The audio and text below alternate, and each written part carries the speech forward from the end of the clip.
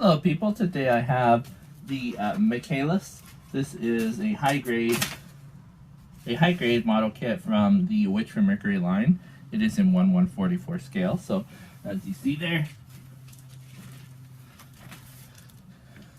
are a couple write-ups on this one. I'll go ahead and read them right now. Alright, so Grassley Defense System has continued to pursue their anti-Gundam agenda even after the Vanadis incident. They continue to work on updating units equipped with Antidote, a gun format interference device. One approach, they try to add attack capabilities to the Antidote device, giving the units an offensive edge that can execute interference to the gun format. The result of this approach was Michaelis. Replacing the right arm manipulator with permanently fixed equipment reduced its versatility, but the additional mobility and attack power made up for it.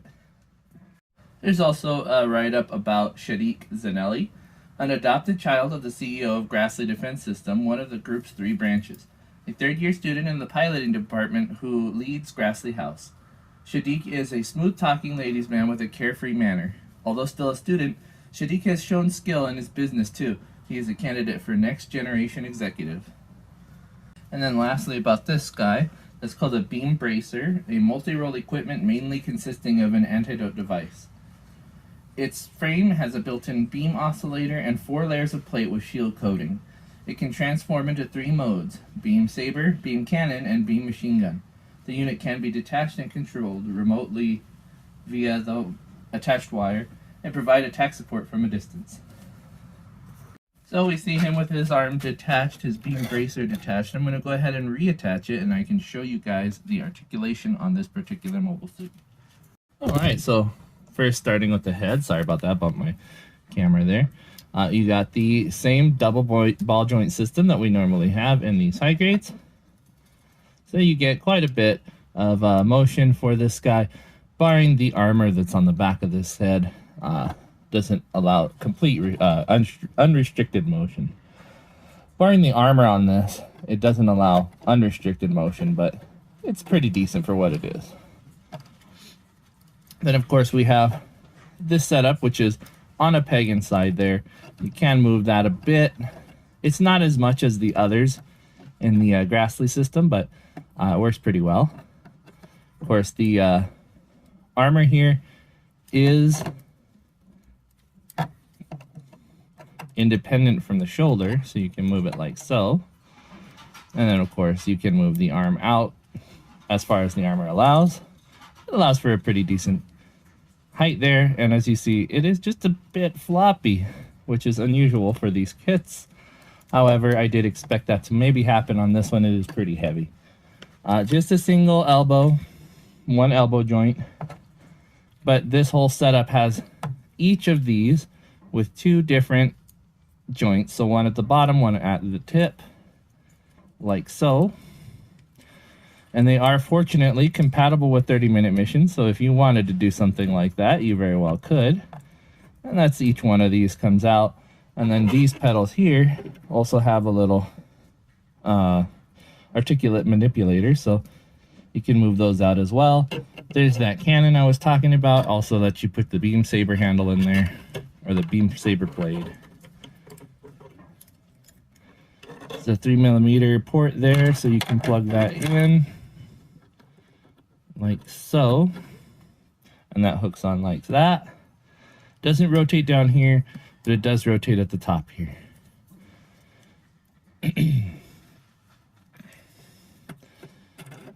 No articulation on the backpack, but you do get that ball joint up inside the chest, so you can rotate this as you'd like. And then another ball joint going down into the waist, so you can rotate that as well. And then just a simple peg into the hips holds that in place.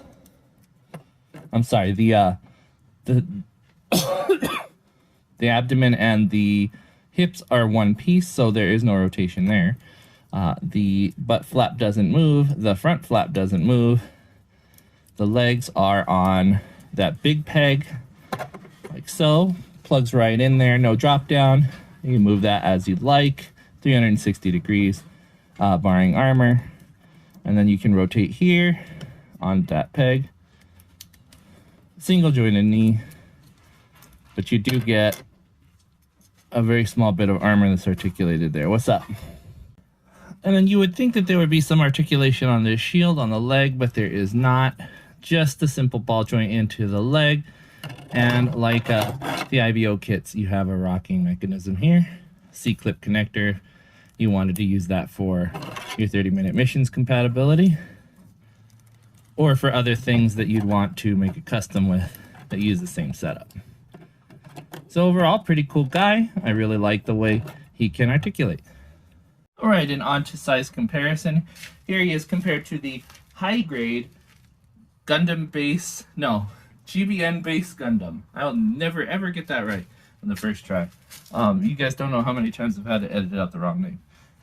But as you see, this one here is quite a bit shorter than the Michaelis. I don't know why I lost focus there. But Michaelis here is pretty high in terms of height. He's pretty tall compared to other mobile suits. And another 1/144 scale kit. This is the 30-minute missions Alto.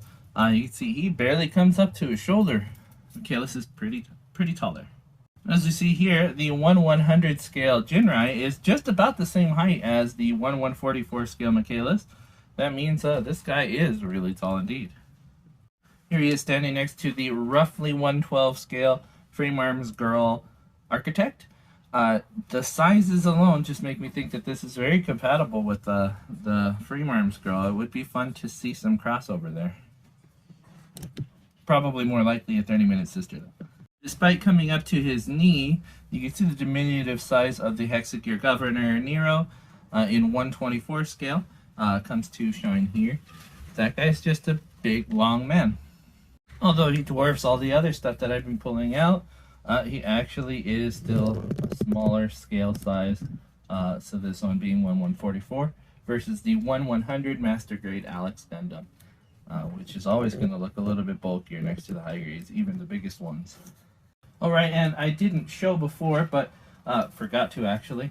The extras that you get with this one doesn't have a lot of extras because it's designed the way it is. You get a stand to hold that armed armor, the bracer, whatever you want to call it. A very long and very weak wire, so you can't use that to hold things up on their own. You get 2 beam sabers, one to fit in the wrist socket here, and one to fit inside the bracer, but they are 2, and that's it. I would have thought that they give you an extra arm for this side, but they don't, so very unfortunate. Still quite a lot going on for this kit for its price, which is only, I think it was $22, something like that. Don't remember that one for sure. It might have been a little bit less, might have been a little bit more, but I'm pretty sure I paid $22 for it.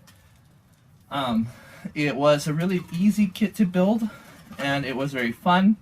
However, I think where it stands out for me is definitely the knight aesthetic.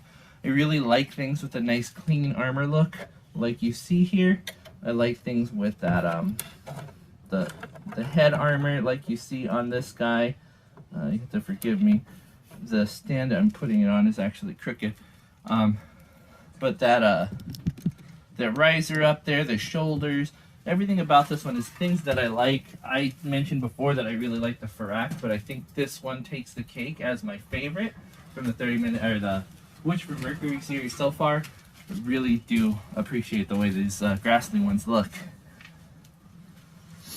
That being said, I think it's definitely worth the while. It is one of the enemy suits in the show. No spoilers, of course, but that one is something. Forgive me, there's a windstorm out here and it's blowing cans all over the place. But according to the show, this one is on the bad guy side with, what's that kid's name? I don't remember what his name was. Shadik. So Shadik piloting this one makes it on the side against Soletta, Mercury, and the gang that you're rooting for in the show. So it is something that you might need to have combat against the good guys on the show.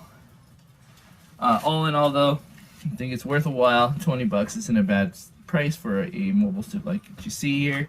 I think the looks make it worth the while. I think the armed armor, I keep calling it that, the bracer, definitely a fun one. I would definitely buy another if I had the chance, and I do recommend people who are interested in the show to get this one. Otherwise, it might be something really cool for 30-minute missions customs. Those legs look like they would work really well on a Spinadia. The arms are interesting. That bracer is very cool too.